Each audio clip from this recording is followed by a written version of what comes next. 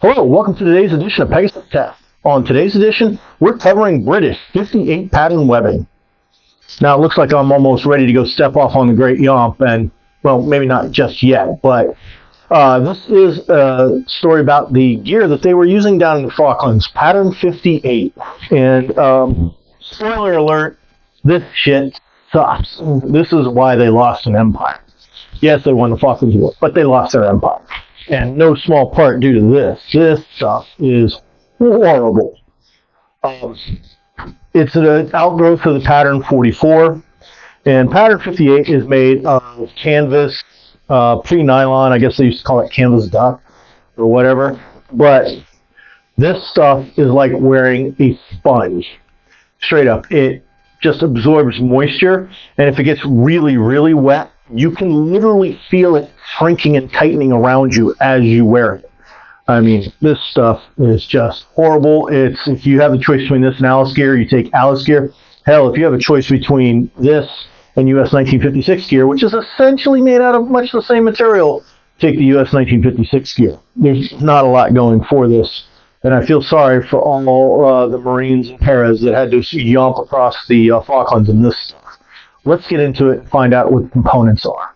All right, so this is a belt and harness type of rig, which is great for patrolling, just not this particular rig. What are the components you have? Well, you have the magazine / utility pouches, and they're in left and right configurations. You have to put the left pouch on the left side, the right pouch on the right side. Your left pouch is designed with a frog here to hold the bayonet. And over here, you have a little pouch on it that can hold a cleaning kit. Not pictured here are the pouches for the water bottles. And then you get these two, they're called kidney pouches, which you can just stuff with general items. There is a contraption bedroll type of thing that you can roll up stuff and attach it. And it lays across the top of these pouches. And I can't figure out the origami webbing system to attach that thing correctly and make it work, and it's just annoying as heck. So I don't use it. And here you have an attachment. This is designed to retain Pioneer gear, so shovel, pick, or anything like that. Because back when the system was invented, they decided the e-tool wasn't a thing, that it wasn't really useful, and you'd be better off with regular stuff like picks and shovels, and you just had an attachment designed to put literally a shovel on here. Nice thing about here, the back of the yoke at this point right here is padded a bit, so that helps out. It is adjustable in much the same manner as an Alice rig is, with flexible sliding tri-glides. And you can adjust the rig for height and girth. Let's take a look at the inside. So we started off this video with me stating I was not a fan of this system, and we're going to get into why I am not. First of all, pouches left and right. Got to have those. And they can only go on the left and the right, and they're slanted, sort of, kind of, maybe not. When they wear in, they tend to start going vertical. Then you have these kidney pouches that attach on the back, and they attach by the system of this strap threading through all these buckles that retain these straps to keep them on the belt. And the two kidney pouches are connected, so you have two kidney pouches. You don't have one big one. You can't go, I just need one. No, you get two, and you get to use them. Here is the weird attachment system, kind of similar to this, that goes with that bedroll kind of thing that they have. I have it somewhere in my gear. I've forgotten about where I put it because it's so useless in my opinion. Could never figure out how to attach it properly, so I just never worry about it.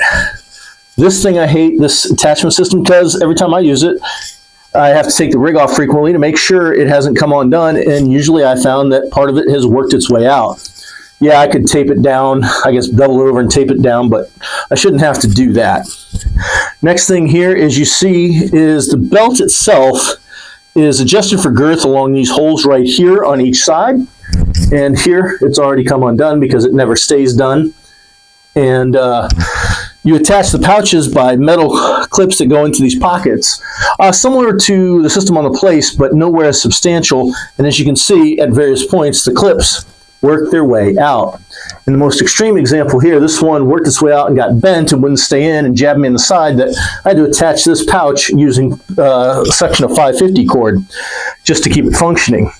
I have used this pretty regularly. I have patrolled with it. That's where I learned that when it gets wet, it shrinks around you and it becomes miserable. I've used it in competition, and that's where you find out these pouches here are absolutely horrible. And the reason I say they're absolutely horrible is you go to take a magazine out, and if you don't stop and seal the pouch up, you're going to lose all the magazines. And we're going to get into that in a minute as we flip over to the front here. All right, we're back on the front. Now, here's what I don't like about these pouches here. They use this tab and loop system, and it opens up, and there's nothing substantial to the pouch here at that point. So you take one magazine out, and then you got to close it up in this very laborious two-handed method to get this done and in and threaded, you know. And usually if you're taking magazines in and out of a pouch, you're trying to do it rather quickly. So that right there sucks in that system. And the moment you don't cover, and even if it's sealed up, you can see here the contents of the pouch are exposed. So they're going to be exposed to the elements, get wet, and besides that, something could still work its way out. Just a not very well thought out pouch. Where these pouches are good is they work for everything. As you can see, I took an AK mag out of this. When I ran it in competition, I was using Galil mags in it. They worked great. It's a well-known fact these things hold Bren mags very well. Obviously, all the soldiers who use this in the Falklands and various UK peacekeeping duties were putting their SLR mags in there. And you can use it as a general utility pouch. I know some British units would have magazines in one pouch and maybe grenades and bandages and other things in the other pouch.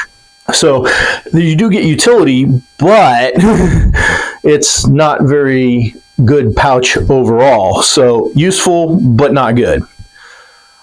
Some good points of the system. It's compatible with Alice, and I can demonstrate that here because I've attached a USGI pistol mag pouch to it.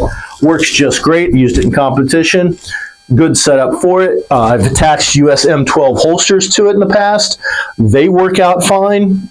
Overall, it's just a super solid durable rig. It's just not very comfortable, not very practical. Will you wear this thing out? Maybe if you put a lot of effort into it, but beyond that, that's about all the good qualities I've got for it. When the Falklands War was going on, I was 12 years old and watching it on TV. And with this being the issue equipment they had, I'm glad I missed it. It's adequate, it's serviceable. Alice gear is better. US M56 gear is better. It leaves a lot to be desired. I can probably blame part of the loss of the British Empire on this gear being so crappy. I bought it because the price was right. I believe when I got this, I got 2 sets of it for $25 from Sportsman's Guides many years ago. If you need a rig and you can find it cheap, it's serviceable. It is compatible with Alice. Alice pouches fit on here. I've attached an M12 holster to it in the past. I've attached USGI pistol pouches and US canteen carriers to it, and they played with it just fine. Matter of fact, if you look in pictures, you'll see lots of pictures of British soldiers with added pieces of US kit to it throughout the years.